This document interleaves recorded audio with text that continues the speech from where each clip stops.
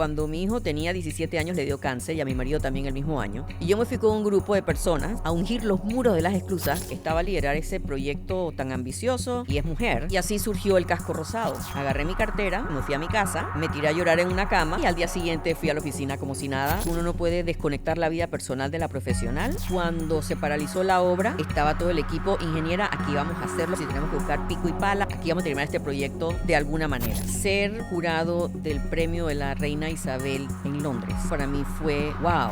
El manejo del ser humano es más complejo que cualquier obra de ingeniería. Enfrentar lo desconocido. Voy a poder lograrlo, voy a poder hacerlo. ¿Va a ser Ilia capaz de lograr ser exitosa? La honestidad y la transparencia son primordiales. Si hay alguna persona que está creando turbulencia, esa persona hay que moverla a otro lugar. No hay excusa.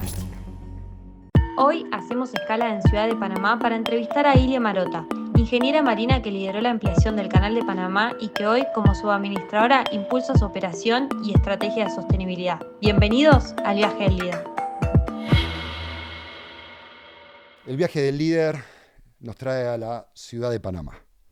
Nada más y nada menos estamos acá en el Canal de Panamá. La verdad que te estarás preguntando, ¿qué hago con un casco rosa?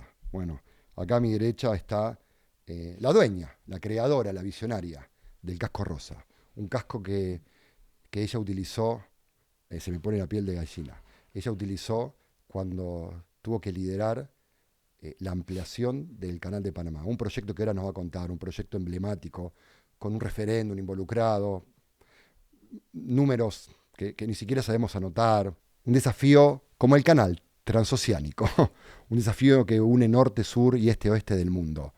Este casco representa el empoderamiento, la equidad de género, y un poco hablábamos fuera de cámara que lo tengo puesto porque como líder, hay muchos que me conocen, saben cómo impulso, cómo trabajamos para generar esa equidad de género, para que realmente la sostenibilidad, que ahí Ilia nos va a contar qué es lo que hoy está impulsando en este gran proyecto de nivel mundial, sea real, sea tangible, que los empresarios hombres empujemos con igual fuerza que las mujeres la equidad de género. Así que, bueno, sin más preámbulos, estamos acá con Ilia Marota. Es un sueño hecho realidad, tercera visita y la segunda al Canal de Panamá. Así que nada, gracias. Bueno. Con mi casco, ahora me lo voy a hacer. Capaz que me lo saque, no sé. Claro, no, pero te queda muy bien. No, Me gusta cómo se te ve. Muy bien. No, encantada de estar aquí acompañándote. La verdad que un poco conocer el impacto del impacto que tiene esto es una institución. ¿Cómo lo definirías? Es una autoridad. Una autoridad. Sí, una entidad autónoma del Estado. Uh-huh. Es interesante porque hablábamos con tu asistente de PR que es autónoma, pero está un poco también en la Constitución y es como, sí, es como como decimos en el mundo, un bicho raro, ¿no? Esto es bien especial. Somos un bicho bien raro, tenemos un título constitucional aparte nada más para nosotros. Okay. O sea que sí, eso es lo que nos da la autonomía y la independencia del gobierno que ha mantenido al canal bajo la administración panameña exitoso por 25 años. Sos de Panamá, sos panameña, nací en Panamá. Estás casada con un norteamericano, con Peter. Entonces, qué linda esa historia, que es la historia de Panamá, ¿no? Representar la historia de Panamá. Así es, y nos conocimos trabajando en el canal. Él era capitán de draga y yo era una ingeniera junior en el dique de reparación de buques. ¿Qué es eso? ¿Cómo era tu vida en ese momento? Bueno, fue mi primer trabajo en el canal. La verdad es que fue súper emocionante, me encantó. Cuando llegué a trabajar al canal no era lo que tenía planificado para nada. Yo cuando me gradué, yo no pensaba ni siquiera estudiar ingeniería, pensaba estudiar biología marina porque estaba enamorada del mar. Yo buceaba desde los 16 años, era fan de Jacques Cousteau. Mirá. Pero bueno, a través de mi carrera terminé en ingeniería naval, ingeniería marina, y empecé a trabajar en el dique de reparación de buques del Canal de Panamá en el Atlántico, aunque yo vivo en el Pacífico. Okay. Y la draga donde trabajaba mi marido tuvo que ir a reparaciones y ahí nos conocimos. Mirá, ¿cómo fue ese momento?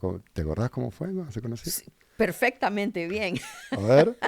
Me acuerdo porque yo era una ingeniera muy joven en el astillero y todas las chicas mayores que yo querían que yo consiguiera un novio.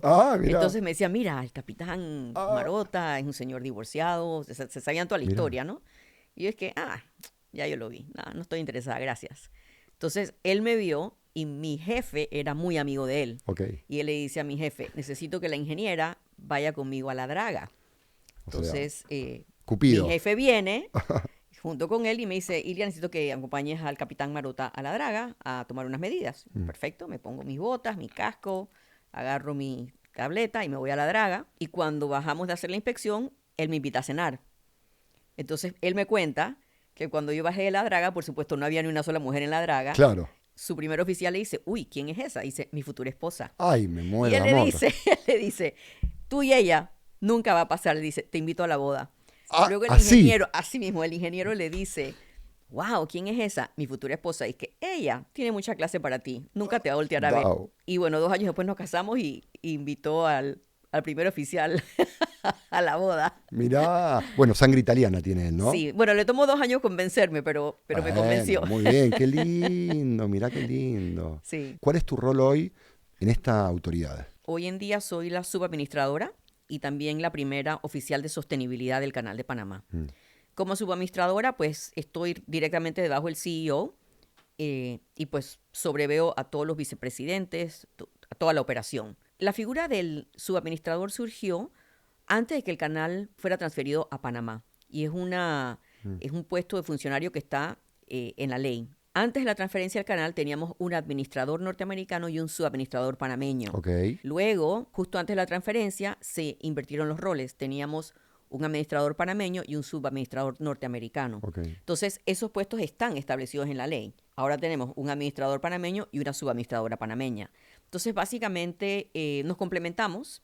¿Es la primera vez que son dos panameños en uno y dos? No, desde el 2000. Desde 2000. Desde el 2000, así Pero- es. Yo soy la primera mujer subadministradora del Canal de Panamá. Siempre han sido Primera hombres vez. los antecesores. Bueno, ahí vamos a conocer un poco tu historia, porque lo lindo, claro, como decimos acá, no te trajo un ovni, te puso como no, hay una historia de Sí, liderazgo 40 años. que nos llevó a esto. Entonces, este programa se llama El viaje del líder porque justamente lo que busca es, de alguna manera, dar algunas luces a los que están mirando, que son gerentes, empresarios. Te contaba que esta comunidad está conformada por dueños de empresa, por algunos corporativos, pero también hay los futuros líderes, ¿no? Que buscan esta inspiración que a veces no se encuentra en un aula, que se encuentra en estas conversaciones. Así Claro. que, como yo digo, estas son sesiones de MBA, sesiones magistrales de liderazgo. Así que ya me respondiste un poco la primera, que la primera pregunta que hacemos es, a los 17, 18, todos te preguntan, ¿qué querés ser cuando seas grande? ¿Qué sueño tenías qué querías ser? Yo primero quería ser o arqueóloga o intérprete live, ¿no? En vivo. Quiero ser ¿Intérprete como que Jacques la Cousteau. que traduce en simultáneo? Sí, traductora simultánea. Eso quería ser. Sí. Yo he tenido buena habilidad para los lenguajes. Yo hablaba muy bien francés, muy bien inglés, muy bien español. Entonces, eso me llamaba la atención. O arqueología. Pero qué raro porque se te siente, perdón, el liderazgo en la sangre. Y me nombraste dos profesiones, me los imagino, el traductor solo con los auriculares y el arqueólogo con Sí. el pincel sacándote. Es como... Bueno, mirá, es que realmente yo nunca pensé llegar a donde estoy. ¿en serio? O sea, no era una meta, sino que las circunstancias de la vida se fueron dando y quedé donde estoy hoy en día, pero no era una meta. Mirá. Cuando yo me gané una beca Fulbright para estudiar Ok. biología marina en Estados Unidos y empecé esa carrera 1 año y medio. Vine a Panamá, yo quería ser como Jacques Cousteau, estar buceando, En tu ser Zodiac, investigadora, ¿no? sí, ver todas las divinas criaturas en el mar. Y cuando regresé a Panamá después de 1 año y medio, me dijeron que en Panamá, con esa carrera, estamos hablando de 1980-81, yo solo podía ser profesora de universidad y eso Claro. estaba bastante lejos de lo que yo quería. Entonces renuncié a la beca, me cambié de universidad y fui a estudiar oceanografía. Eso es lo que conocí. Después de 6 meses regresé a Panamá y conocí al único oceanógrafo que hay en Panamá, el doctor Arellano Lennox, y me dijo, bueno, con esa carrera en Panamá, clase en la universidad. Y dije, Seguimos. no. Gracias por todo. Entonces me cambié, dije, bueno, yo soy buena con los números, la matemática, ingeniería, los barcos están en el mar. Ok. Así que voy a estar en el mar de alguna manera o de otra. Quiero estar en el mar. Sí. Quiero Y estar así en fue el como terminé ingeniería marina y bueno, terminé trabajando en el Canal de Panamá en un dique de reparación de buques. en un dique de reparación de buques. Sí, nosotros tenemos nuestro propio dique de reparación Ok. para todo nuestro equipo flotante. ¿Y te tocaba estar en la zona de producción? Sí, diseño, más Ok. que nada Ok. diseños, modificaciones de embarcaciones. Trabajaba en la oficina de diseño Mirá. del astillero. ¿Cuál dirías, Cilia, que fue tu primer momento de...? Porque dijiste, nunca pensé en liderar, nunca pensé en estar acá, quería bucear, es como que partiste abajo del mar, después dijiste, bueno, voy a hacer como Jacques Cousteau, que va un poco por arriba, y ahora estás dirigiendo, ¿no? El mundo. ¿Cuándo Sí, fue ese primer evento de liderazgo que vos recordás y dije, me siento cómoda liderando? fue hace mucho tiempo. Para mí todos mis trabajos eran... Yo decía, este es el mejor trabajo del mundo porque como ingeniera uno trabaja muy aislado, ¿no? Claro. Eh, y yo decía que el mejor trabajo era cuando fui ingeniera evaluadora en la oficina de contabilidad, porque yo era la única ingeniera. Y yo decía, si sale bien soy yo y si sale mal soy yo. Así. Nunca había supervisado a nadie. Entonces fui a hacer un relevo en una posición en operaciones. ¿Qué edad tenías? 30 y Claro, tantos años tenía. 30 y tantos. Me fui a trabajar en operaciones. Ahí fue tu primera experiencia de liderazgo, Primera vez que tuve que supervisar a a los alguien. 33.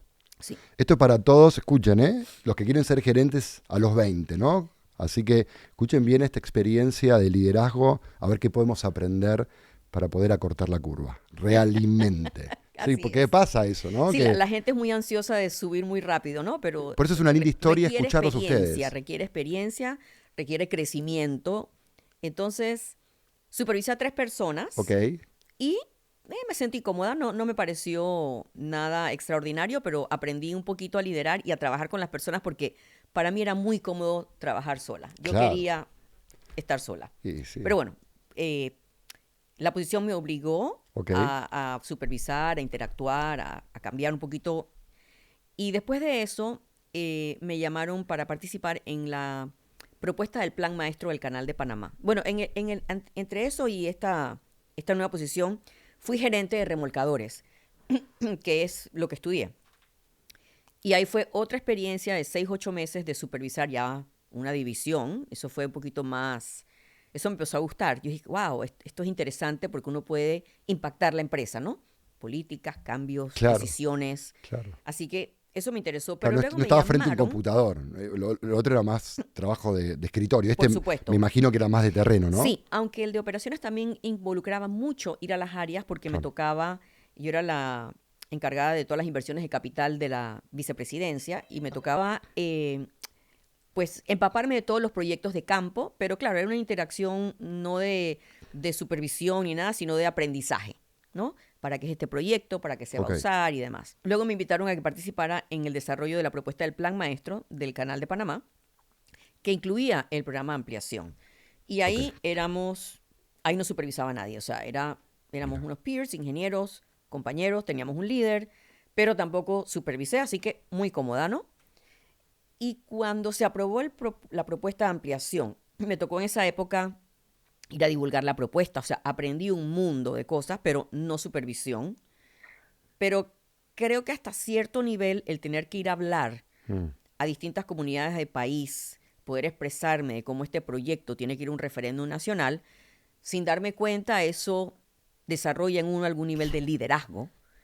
Para Que, mí los liderazgos de proyecto, no de personas, porque son distintos liderazgos, ¿no? claro, Son los más difíciles, porque una cosa es, ok, lideras gente, tenés 5, 6, 7 personas, pero tenés que liderar un proyecto que no tenés mucha gente a cargo, o nadie, y tenés que influir en la voluntad de otras gerencias. sí, Eso es liderar para mí. sí. Eso es Pero liderar. bueno, no, yo no lo veía Mirá.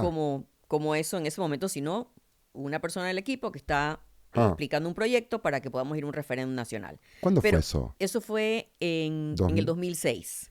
Mirá. 2006. Así que me imagino que ahí empecé un poquito a demostrar algún nivel de liderazgo de que de repente no lo tenía on top of mind. Hace 18 años, hace nada. Sí, Ahí vos marcás ese hito como, ahí empezó mi crecimiento, así es. wow. Y luego de eso, cuando el proyecto fue aprobado en el referéndum y creamos la oficina, me pusieron encargada de lo que era el área de control de proyectos, donde yo tenía que supervisar a 100 personas de áreas que no eran afines a mí. Era seguridad, era ambiente, era la parte de control de proyecto, que ese era mi pez en el agua, Eventualmente me tocó documentación histórica y me tocó eventualmente contratos ilegal. Entonces me sentí sumamente estresada porque yo decía, no voy a estar en control. Claro. Yo no conozco nada de esto, ¿cómo voy a supervisar a este tipo de personas? Entonces me fui a un coach profesional Muy bien. por 3 meses y le dije, me siento como pez fuera del agua, estoy aterrada, no voy a tener control. Y me dijo, bueno, Ilia, es que ya para esta posición Claro. tú no tienes que tener el conocimiento técnico. Claro.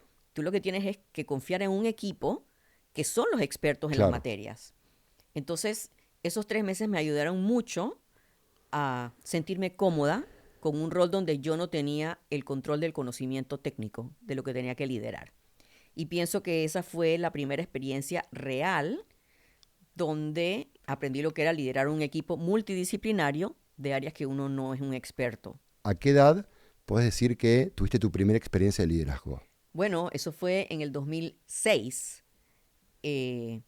Yo tengo 63, ¿eso es qué? 45, Sí. ¿no? 20 años atrás. Ya, 40.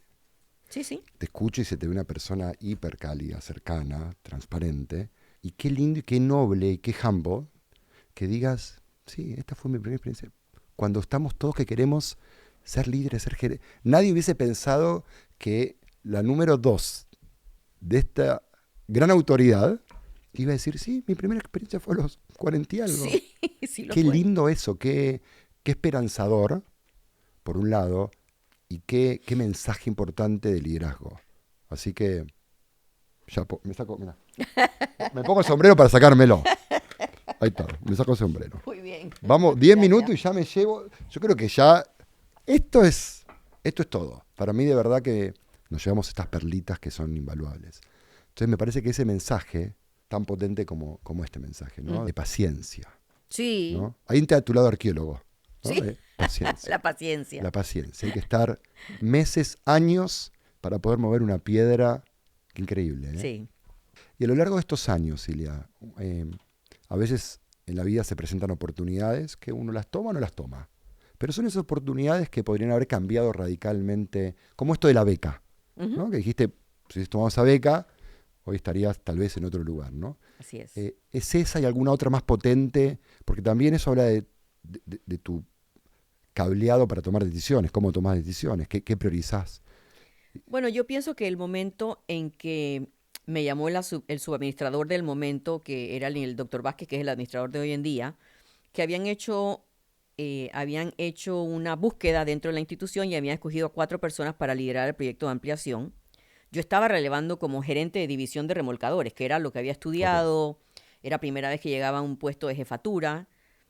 Y cuando él me llamó por teléfono y me dijo que si me interesaba participar, que había salido entre los 4 personas escogidas dentro de la institución para este esfuerzo, y yo le dije, por supuesto que sí.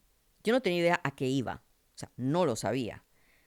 No sabía ni qué era el plan maestro. Entonces, cuando conocí a la firma consultora que vino a apoyarnos, la directora del proyecto me dice, ¿tú sabes qué es lo que vamos a hacer? Le digo, no tengo idea. Me dice, esas son las mejores mentes, las que están en blanco y están dispuestas a aprender y a cambiar. Y yo tengo que decir Tomaste un que proyecto que no tenías absoluto conocimiento. Te lanzaste no sabía a a mar qué abierto. iba ni qué iba a hacer. Creo que lo único que me dijeron, creo que cuando ya dije que sí me interesaba, era que iba a estar en la parte de análisis. Y te voy a hacer una anécdota muy interesante. Algunas otras personas que invitaron al proyecto y dijeron no, porque yo tengo una gerencia acá. Claro, estoy Eh, cómodo, estoy Sí, exacto. cómodo, estoy bien. Una persona que trabajaba conmigo en operaciones, cuando vino a verme a la oficina nueva, que era una casita, y yo en operaciones tenía pues una oficina grande con mesa de conferencia, y Madera, ventanas y todo. Y alfombra. cuando él llega acá, él me dice, tú dejaste esa oficina por esto. Yo me puse a pensar, una oficina no quiere decir nada. O sea, lo importante es, el crecimiento más grande de mi vida fue el proyecto de ampliación. Entonces pienso que ese cambio fue el que marcó a donde estoy yo hoy aquí. Porque si yo me hubiera quedado como jefa de remolcadores, no hubiera estado donde estoy aquí hoy en día. Y lo hice sin pensar mayor. Cuando tomaste esa decisión, ojalá que puedas conectar con ese momento, ¿no? ¿Qué fue lo que te motivó a decir, lo hago? Algo nuevo y diferente. Eso fue. Algo nuevo y diferente. Yo, cada vez que aplicaba un puesto, bueno, tuve distintas motivaciones. Espera, y no tenías 20 años cuando lo dijiste.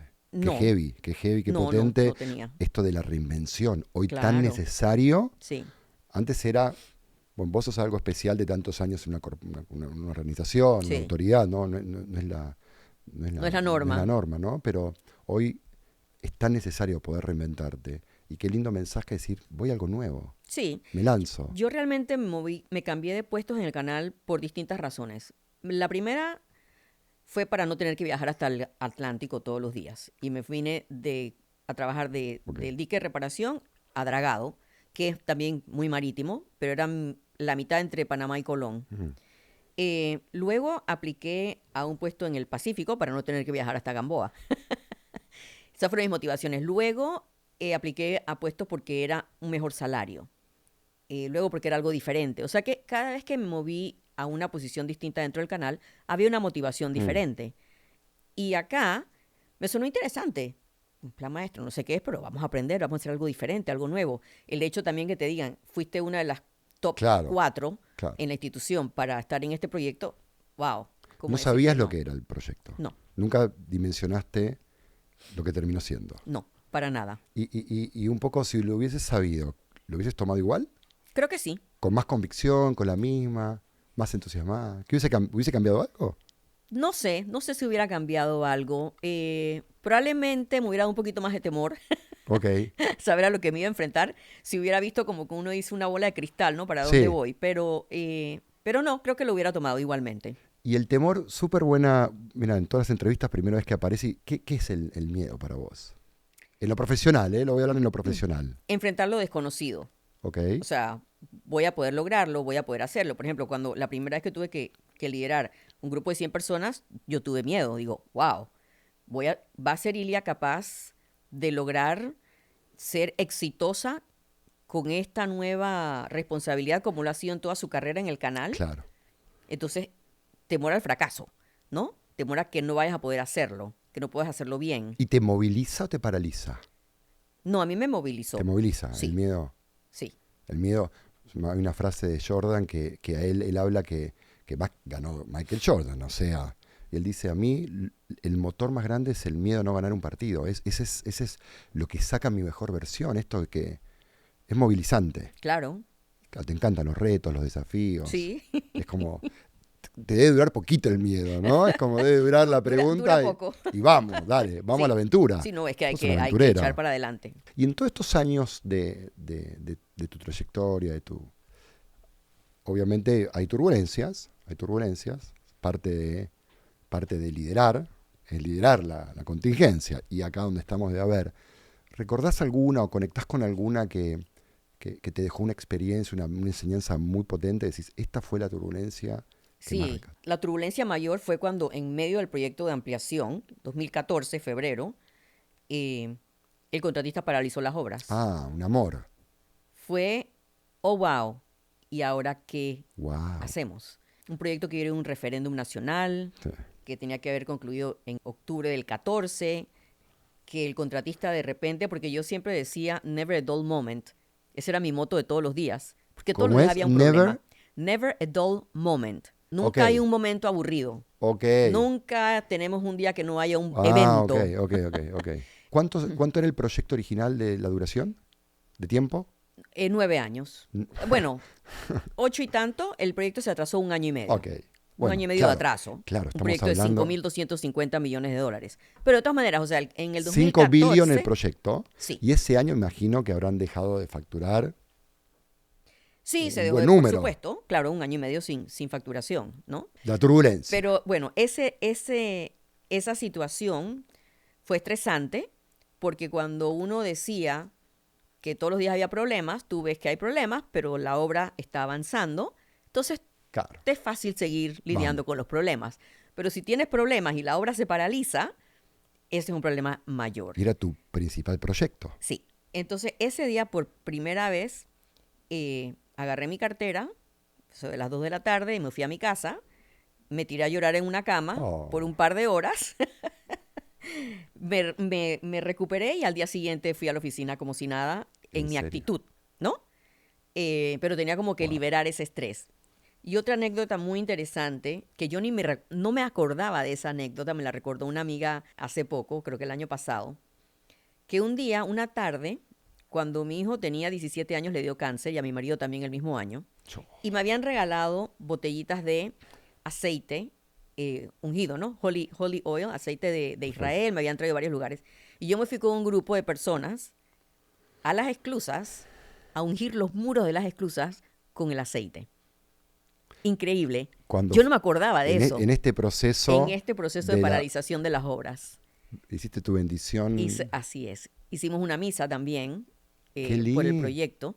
Así que yo pienso que ese fue un momento difícil. Te tocó el mismo año. Y aprendimos muchísimo. Tu hijo, tu marido y...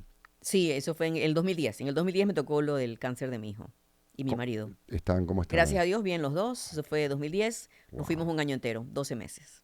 Tuviste que salir dejar el proyecto, dejar mi puesto. Por eso es que un equipo para ponerle foco trabajo, a la familia. Claro. Yo le dije a mi Tuviste que dejar jefe, el proyecto en stand-by y ahí dijiste... Bueno, es que en teoría, primero nos íbamos a alternar, mi esposo y yo, un mes cada uno. Ok. Porque digo, tengo 3 hijos, así que... Y el trabajo, el proyecto. Y cuando a mi esposo a los 3 meses les da cáncer, entonces le digo a mis 2 jefes, el que era el encargado del proyecto y al administrador, me tengo que ir.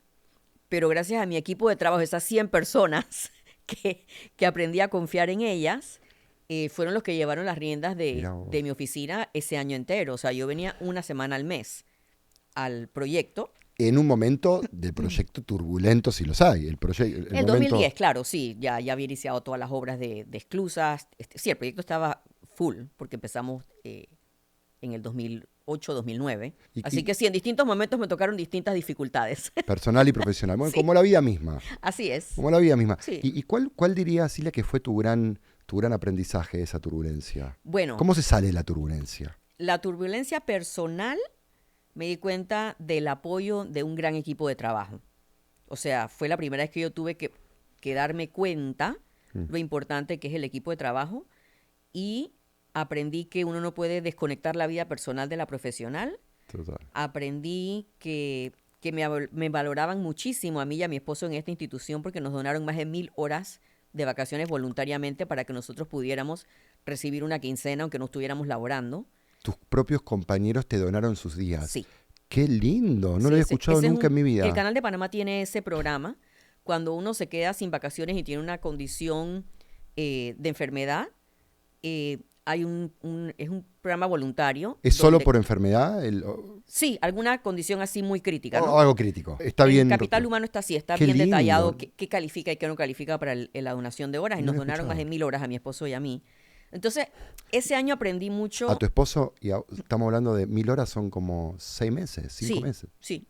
Wow. Él tenía menos vacaciones que yo. A mí me donaron 300 a mí y 700 a él. Wow. Y luego, en la parte de la paralización de las obras, en el 2014, aprendí que uno tiene que negociar fuertemente, que tiene que negociar inteligentemente, que tiene que aprender a balazo cuando se te presenta una situación que nunca habías experimentado, que tienes que actuar rápido.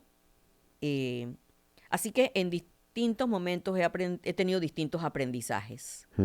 Y ahí en la paralización de la obra está la famosa frase preferida. Hay dos cosas que me vienen a la mente, ¿no? Porque tuviste que haber negociado temas complejos. Una se me viene es preferible ponerse rojo una vez que naranja varias veces. No sé si se usa acá en Panamá. Prefiero enfrentar el conflicto y ponerlo de entrada y no ir de a poquitito, medio tibio. Sí, no, claro, fuimos de entrada. Éramos un equipo negociador importante. Todo el, digamos, el alto nivel del proyecto y de la entidad, de la institución, del canal, el administrador, estaba yo, estaban otros vicepresidentes, estaba el encargado de la construcción de las esclusas, y fueron 3 meses de negociación. Aunque el contratista reinició obras a las 2 semanas de haber paralizado, tuvimos 3 meses de negociación para poder llegar a un acuerdo satisfactorio al final, ¿no?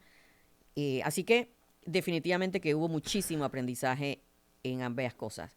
También aprendí por primera vez en el 2012, 2013, que las mujeres lo tenemos más difícil que los hombres. Total. Yo siempre en mi carrera pensé que no, que eso no existía y que cuando uno mira en el retrovisor, uno dice, wow, de repente yo me esforcé un poquito más que mi compañero hombre para que tener el mismo reconocimiento. Un montón más. Y por eso surgió el casco rosado.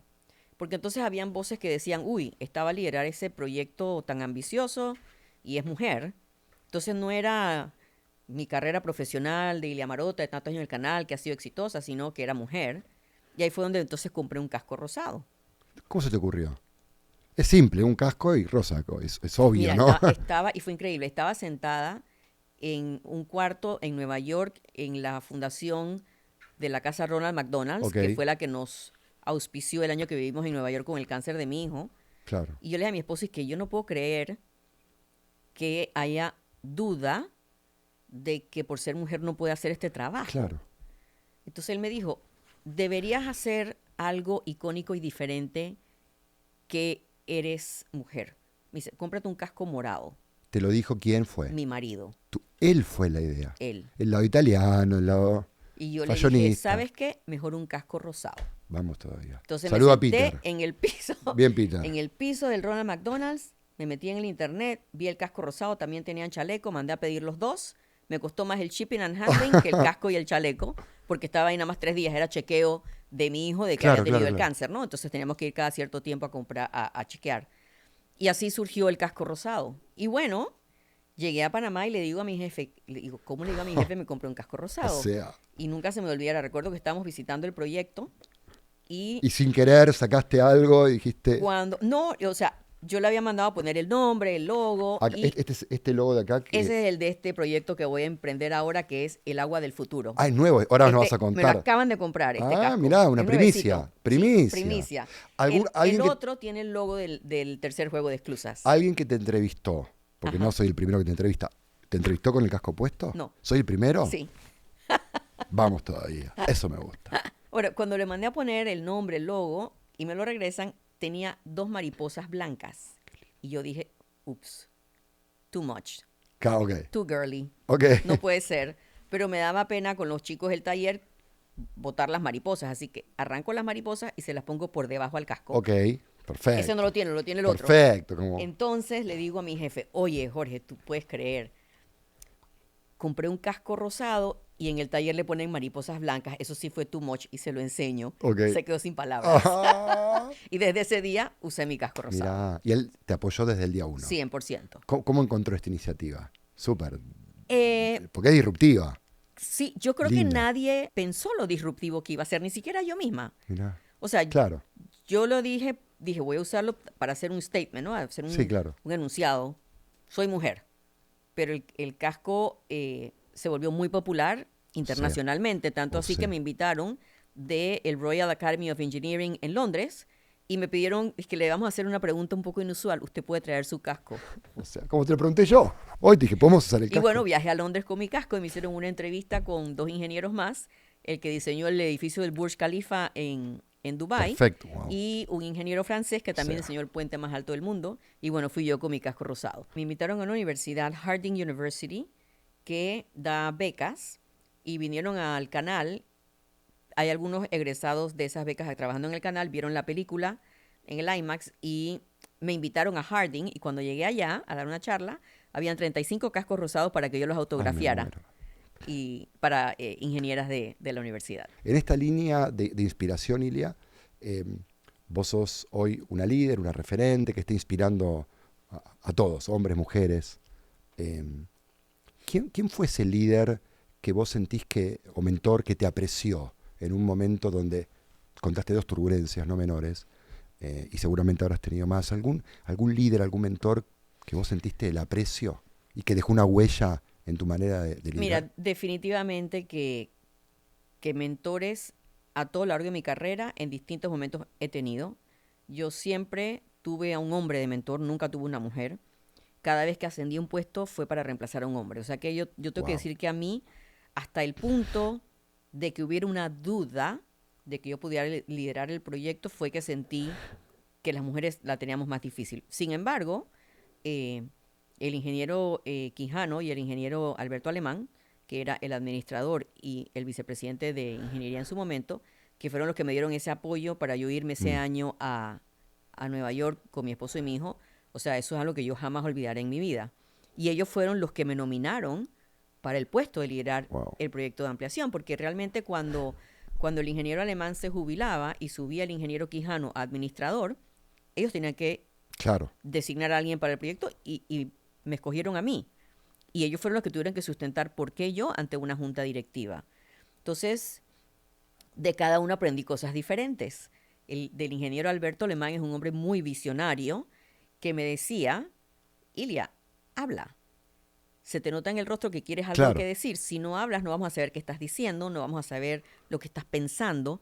Entonces, él, creo que sin darse cuenta, me ayudó a que yo fuera más vocal en lo que yo pensaba. Y es algo que nunca olvidaré. Y el ingeniero Quijano es un hombre sumamente detallista, y yo no lo soy. Entonces, él me enseñó a prestarle más atención a algunos detalles. O sea que cada uno me ha dado, digamos, algo diferente. Y bueno, mis padres, que toda la vida me permitieron hacer lo que yo quisiera. O sea, bucear a los 16 años, estamos hablando en los 70, no era lo más normal del mundo. Claro. Entonces, mi papá y mi mamá han sido referentes para mí en los valores de honestidad, transparencia, compromiso. Y son personas que siempre me impulsaron a que intentara cosas diferentes y nuevas. Qué lindo. Y vimos reconocimientos que has tenido, muchos, y tienes, y seguramente vas a seguir acumulando. ¿Hay algún reconocimiento en especial que vos tengas guardado? Es decir, este reconocimiento puede ser profesional, personal. Esta es una pregunta bien abierta que lo que busca es, ¿cuál es el mejor reconocimiento que te han dado? Mira, yo creo que ser jurado del premio de la Reina Isabel en Londres, eso para mí fue wow, porque soy la única latina, o sea, que consideraran que yo tenía la capacidad de ser jurado de este premio, porque cuando me invitaron a ser parte del premio, yo dije que empecé a ver quién eran los otros jueces y todos tenían doctorados. Claro. Yo no tengo un doctorado, así que yo me sentía como unfit. Es que realmente, y es una experiencia maravillosa porque conozco personas de todas partes del mundo, o sea, los jueces somos internacionales. Y pienso que ese es un gran reconocimiento a mi capacidad, que no tengo que tener un doctorado para ser tomada en cuenta. Para mí eso fue importante y mi marido me decía, pero eso no tiene nada que ver. Entonces yo dije, bueno, yo lo que aporto como jurado creo que es más la vista desde industria y no de académico. Entonces vi un valor que yo doy al equipo de jueces, que es un poquito diferente porque la mayoría son académicos. Últimamente hemos tenido un par más nuevos que son un poco más de industria, pero pienso que ese reconocimiento a mí me dejó wow cuando yo vi con las personas con las que iba a estar compartiendo. No, yo te escucho, sos claramente una visionaria. Tu historia de vida es de explorar y animarte. Eso es visión. Visión es ver algo donde nadie ve nada. Para mí eso es visión. ¿Dónde fue ese evento en Londres? El Queen Elizabeth Prize for Engineering es una institución, es una ONG sin fines de lucro, y ahora en noviembre voy a la entrega del último seleccionado, donde se entrega el premio en el Palacio de Buckingham. Es un premio nombrado por la reina Isabel y ella daba el premio en algunos años y después Prince Charles y ahora pues el rey es el que entrega el premio cuando vamos allá. ¿Cuándo vas? ¿Cuándo es En noviembre de este año. ¿Y qué tipo de empresas? ¿Son empresas privadas, públicas? Premiamos el imán, premiamos la turbina de generador de energía de viento, premiamos el internet, premiamos machine learning. Tienen que ser descubrimientos o implementaciones que han beneficiado al mundo de una manera significativa. Wow. Y las personas tienen que estar vivas, las que han... Los ideólogos de esto. Sí. Entonces, conocemos a todas estas personas y en el museo en Londres tenemos una sala donde todos estos ganadores están siendo reconocidos por su aporte a la humanidad. ¿Algún latino ha ganado? No. Vamos por Latinoamérica. Todavía no. Vamos. ¿Sos la única latina que está en la mesa, en la junta? Sí. Hay un señor que es de Brasil. Ok.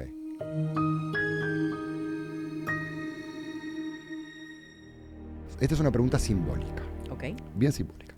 Imagínate que tenés acceso, tenés todas las millas, la TAM Paz, que es quien creyó y nos acompaña en este viaje, y están ahí.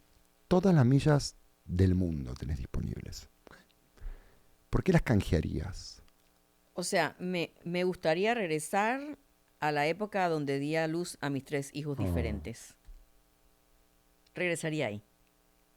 Mirá, a ese momento.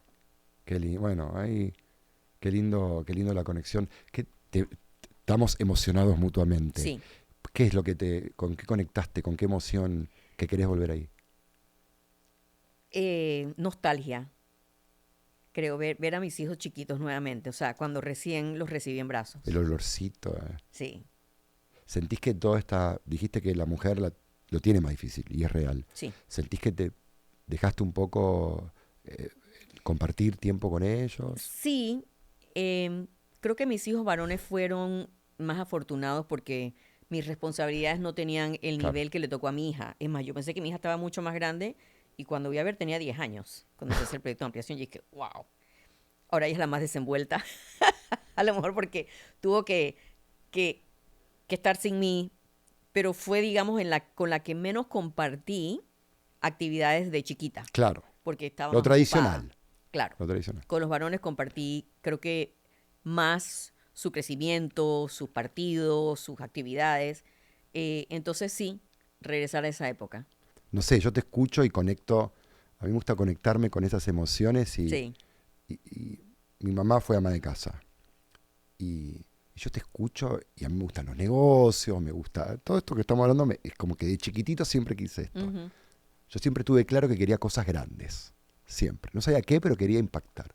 Y yo te escucho a vos y tener una mamá como vos debe ser power. Como la adoro a mi mamá, es una crack. Ella tiene una frase, tiene 2 frases. No soy yo quien, si no es ahora cuándo, si no es aquí dónde.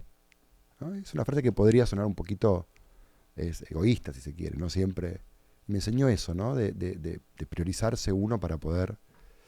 Y lo otro que mi mamá cree que puede manejar el canal de Panamá, las torres. Ella bueno. siente que puede, que está lista.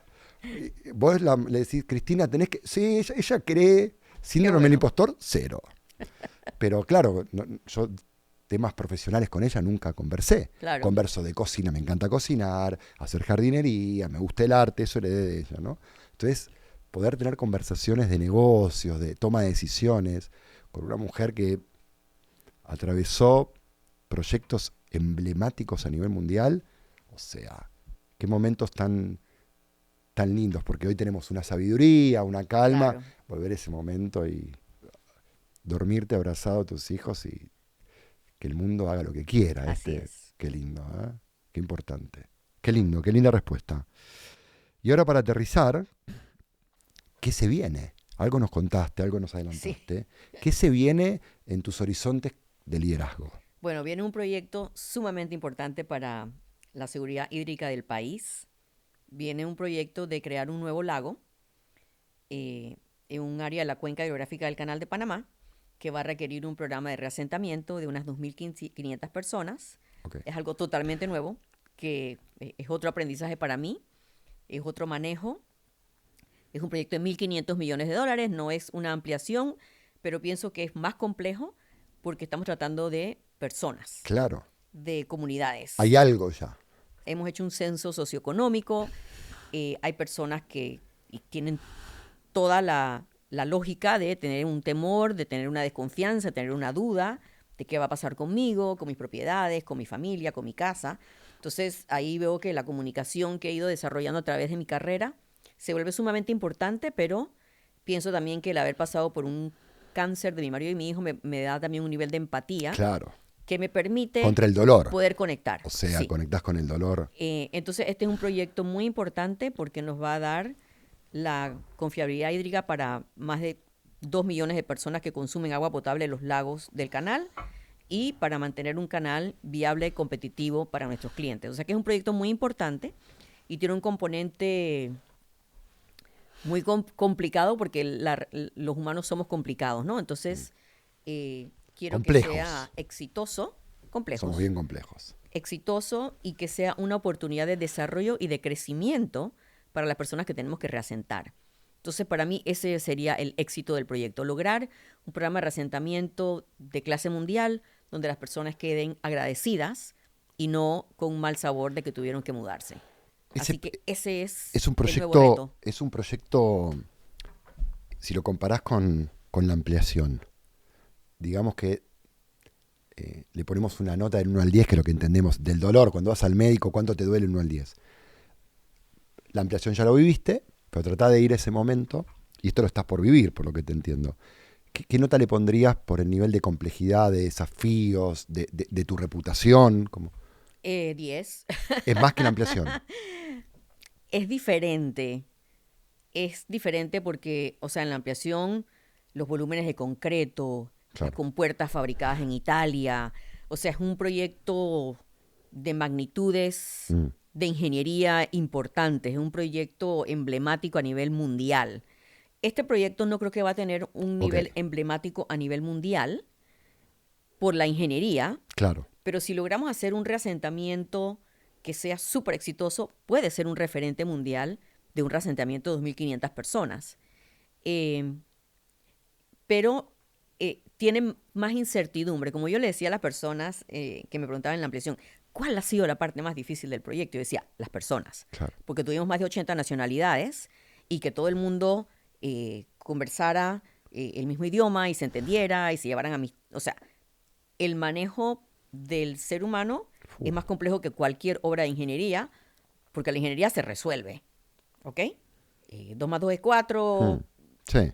Ese problema de los... Botamos esta pared, montamos otra. Tuvimos un problema de unas rajaduras en un concreto. Bueno, atrasó el proyecto 4 meses, pero le metimos barras de concreto de acero adicionales y se resolvió. Acá. El problema de la paralización de obras, todavía estamos en arbitraje, han pasado 10 años. Wow. Entonces, la parte dura va a ser la parte del reasentamiento. Creo que el canal tiene la capacidad, tiene definitivamente el compromiso de hacerlo bien. Tenemos el recurso y hay que buscar ese excellent know-how que nos ayude a hacerlo de una manera excelente y exitosa. ¿Lo vas a liderar vos este proyecto? Sí, lo estoy liderando yo. Este proyecto, ¿cómo? Porque el proyecto de la ampliación fue como un poco una novedad. Vos dijiste, simbólica, bueno, lo dijiste, me fui a llorar, ¿no? Cuando fue el fracaso, o la turbulencia, mejor dicho. ¿Lo buscaste vos, este proyecto? No, se me pidió que sí podía liderarlo. ¿Y cómo fue? En enero. Y yo dije, claro que sí. ¿Qué crees que vas a aprender desde tu lado como líder? ¿Qué crees que vas a aprender en este? Bueno, a entender a esas comunidades, ese estilo de vida, esa idiosincrasia y mentalidad diferente y tratar de llenar las expectativas que ellos tienen y dejarles un mejor legado de calidad de vida, que tengan un mayor crecimiento para sus hijos, para sus familias. O sea, pienso que es un proyecto que puede impactar la calidad humana de una manera grande. Mirá qué lindo, ¿eh? Como transformar en el miedo en la oportunidad de crecimiento. Así es. Qué lindo si se logra, porque es obvio que esto es... Claro. Tiene que ser una situación mejor de la que están, si no, Así es. nadie va, ni yo me muevo. Si me claro. decís, pero si Pablo, hay que tener paciencia, hay que tener empatía. Tiene mucho lo que contaste vos, lo que viviste a nivel personal. Claro, ahí tienes que tener la esperanza de que tu futuro va a ser mejor que tu presente. Así es. Si no... ¿Y cómo les demuestro yo que va a ser así? Entonces... Que no tenés nada para demostrar, claro. No, pero con acciones, con obras, con hechos... Se construye. Se construye. Va a ser una construcción entre ambos. Toda la buena energía, todo el amor para este proyecto que estás empezando a liderar. ¿Y tienen algún tiempo para este proyecto? Sí, el proyecto empezó en enero de este año y hicimos un censo socioeconómico para tener una base para poder programar junto con las comunidades ese reasentamiento. Ya estamos con las comunidades hablando en eso, estamos paralelamente elaborando los diseños de la presa que hay que construir, así que es un proyecto que debe durar 6 años. Wow. En el 2031, si Dios quiere, hemos concluido. Wow. Bueno, ahí vamos a estar siguiendo, yo en lo personal, un poquito más de cerca ahora, este proyecto para ver cómo evoluciona. Pucha, que va a evolucionar. Aterrizamos, crosscheck y reportares, el avión ya aterrizó, tocó tierra y ahora vemos cómo... La primera pregunta para comenzar son un par de preguntas, no son muchas. ¿Qué tiene que tener alguien sí o sí para estar en tu tripulación? Ser una persona comprometida y transparente. Para mí la honestidad y la transparencia son primordiales. Y una persona que esté comprometida. La parte de transparencia, honestidad, es un poco más común para todos los mortales. La parte de compromiso, voy a necesitar un doble clic porque es una palabra que escuchamos todos, pero quiero entender qué es compromiso para vos. Haceme la traducción para quien nos está escuchando, que es un gerente de área, un empresario, todos quieren compromiso. Sí. Todos queremos, pero ¿qué es para vos el compromiso? Estar ahí, hombro a hombro, dando el 100% cuando se requiere. Nosotros tenemos unas competencias de atletismo, ¿no? En toda la institución. Okay. Y nosotros, para mí es muy importante balancear el trabajo con la diversión. Okay. No puedes tenerlos desligados porque tú no quieres burnout, tú quieres que la gente siga comprometida y contenta, ¿no? Porque si una persona está trabajando contenta en un lugar, vas a obtener Obvio. ese compromiso. Y nosotros, aunque éramos el equipo más chiquito y más reducido, varios años quedamos de número 1 en todo. Eso te demuestra el compromiso Wow. de este equipo que daba el todo por ganar unas competencias de atletismo. ¿Vos competís? No, Ok. yo en ese momento no competía. ¿Pero Yo has hacía competido? barra. ¿Has competido? Sí, yo de chica hacía maratones y a mí Ok. me gusta mucho el deporte. Ok. Compromiso es que cuando se paralizó la obra, Claro. estaba todo el equipo, ingeniera, aquí vamos a hacerlo porque vamos a hacerlo, si tenemos que buscar pico y pala, vamos a hacerlo, aquí vamos a terminar este proyecto de alguna manera. Para mí eso es compromiso.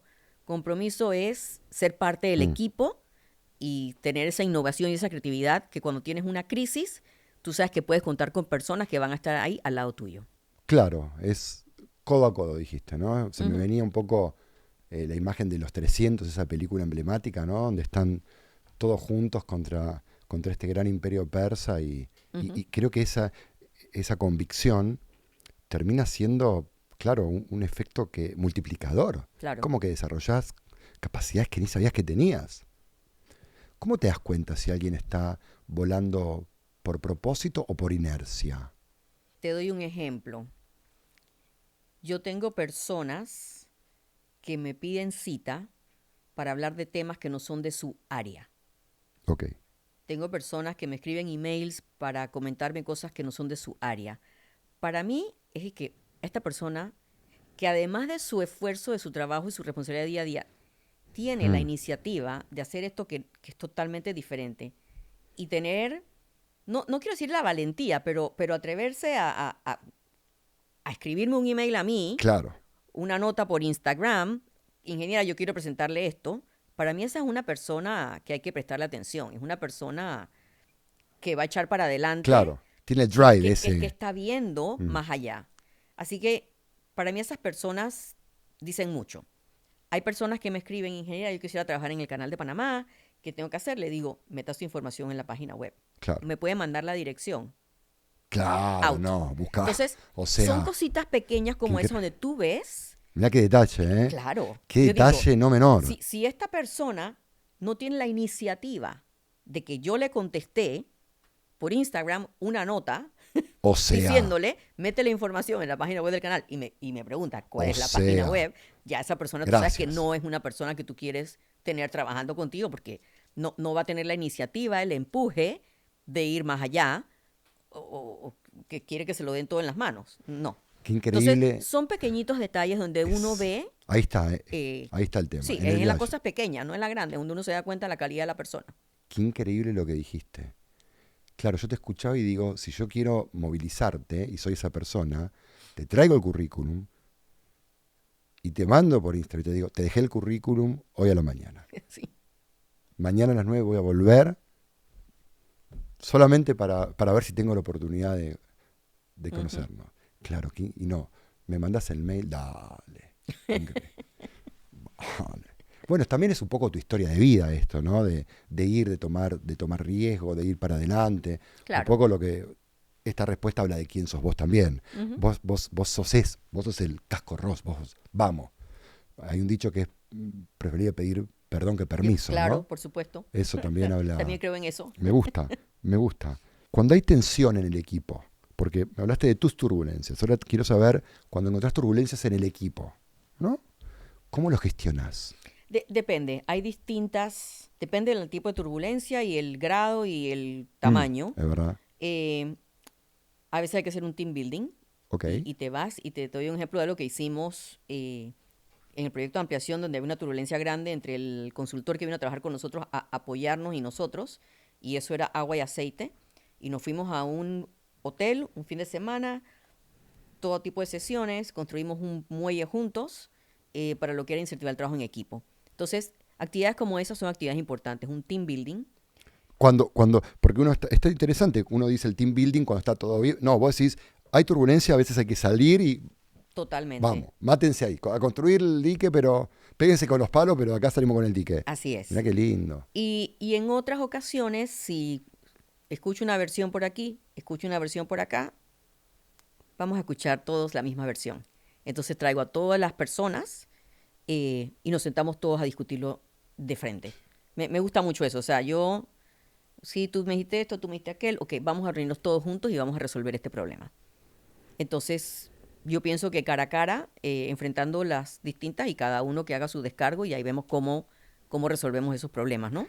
Qué desafío, ¿eh? Y Porque también, si hay alguna persona, y así es una persona que está creando turbulencia, esa persona hay que moverla a otro lugar. Ese, digamos, es el último recurso.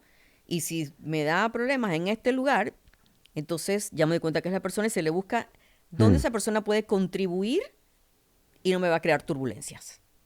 a veces la gente, el equipo, no hace el delivery, no hace la entrega como estaba planificado, como estaba diseñado, o a veces esto que hablabas de dónde está el correo, ¿no? Que tienen esa...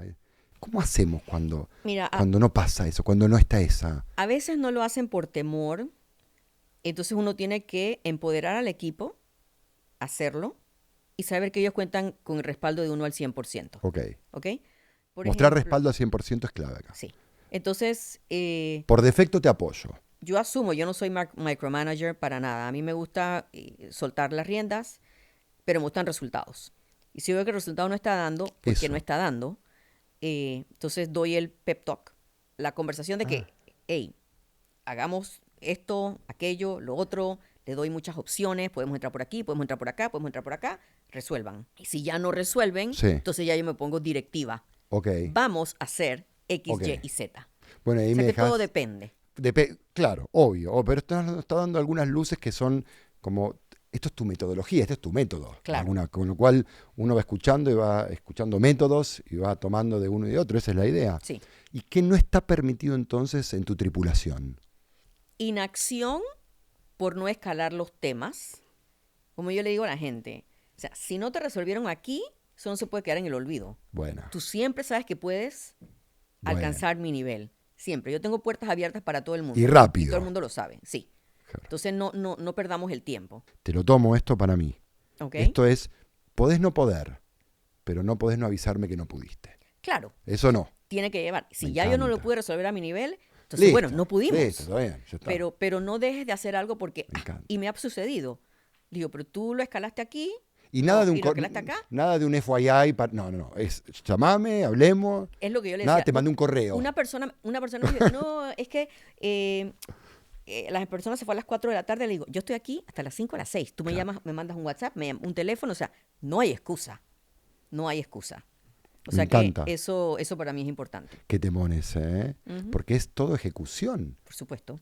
Y acá, un segundo de algo que se demoró, no solamente son cientos de miles de dólares, sino también es reputación. O sea, y también me imagino que está en tu sangre de decir, hey, vamos, activemos. No solamente por el resultado, sino por tu estilo de liderazgo que se nota que sos una líder de tracción, de acción, de terreno. Sí. De yo soy casco. de terreno. De casco. De casco. De casco. Se habla mucho, y es real, este concepto de que a veces estos cargos de liderazgo tan altos son un poco solitarios, ¿no? Es como, Ujú. para algunas cosas sí, obviamente hay un equipo, pero hay temas que por conflicto de interés uno no puede, tal vez no querés, o no puedes hablar con otro. ¿Qué haces para no estar tan sola en la cabina de mando? A mí me gusta muchas veces consenso. Okay. Entonces, yo soy muy de trabajo en equipo. Así como era súper solitaria. Claro, que que era lo empezaste a que me liderar encantaba, a los 40 y algo. la vida me ha enseñado a ser de equipo. Ok. Entonces, me gustan decisiones en consenso, me gusta Ok. escuchar puntos de vista. Si por alguna razón tengo que tomar yo la decisión, pues la tomo. Mm, Eh, pero siempre estoy tratando de buscar el apoyo de los demás. mm. Me gusta tomar decisiones de manera compartida en cuanto a que se analizaron todos los puntos. Así que sí, a veces puede ser solo, pero por lo general no lo es. ¿Te gusta? Bueno, Para mí no. contaste de una experiencia con un coach, en un momento te apoyaste en un coach, Ujú. así que creo que tenés esa Sí, apertura es de importante tener del equipos de awareness. apoyo. Claro. Yo tengo, como te digo, el ingeniero Alberto Alemán, a veces yo Mira, recojo un teléfono y le hago una consulta cuando tengo una duda. O sea que siempre es importante tener esas personas allá afuera. Cuando tenga alguna duda emocional, llamo a Maruja Langman, que era mi guía espiritual. O Mira. sea que es importante tener esas personas Total. que pueden ser un buen sounding board total. independiente.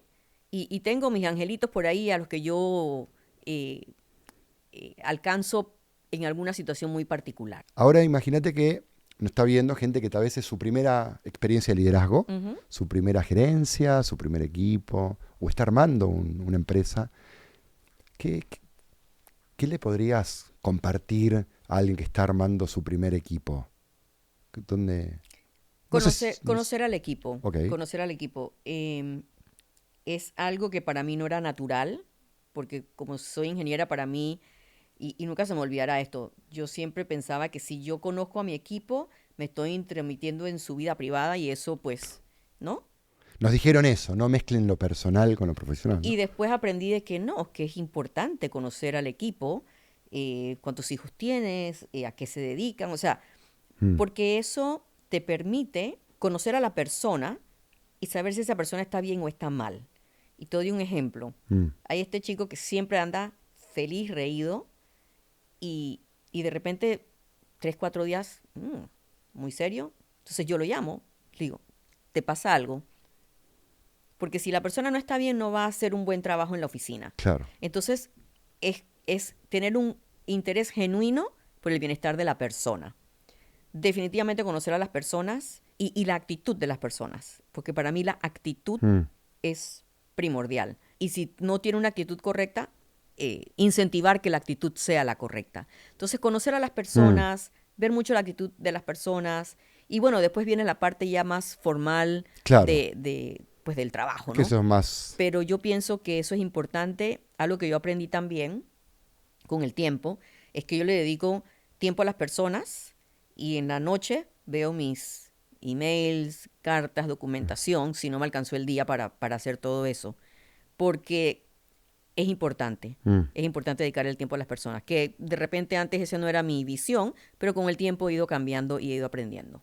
Qué linda manera de finalizar este viaje del líder, de tu viaje de liderazgo con las personas. ¿Qué es eso? Turbulencia vamos a tener, pero la calidad de la tripulación define cómo vivimos esa turbulencia, ¿no? Así que Así mismo. muchas gracias. Me voy súper inspirado. Gracias a ti. Creo que esto va a tener mucho impacto a nivel, no solamente Panamá, sino a nivel América Latina. Así que, para cerrar me pone el casco. Y bueno, terminamos recién este viaje del líder acá en Panamá con una, bueno, ahí la conocieron, ahí escucharon lo que ha logrado, esto que nos contó, ¿no? La paciencia, su primera experiencia de liderazgo definida por ella a los 40 y lo que está generando, el impacto y el legado que está dejando no solamente en Panamá, sino a nivel global. Así que movilizado, más calmo, inspirado. Esto fue el viaje del líder acá en la ciudad de Panamá.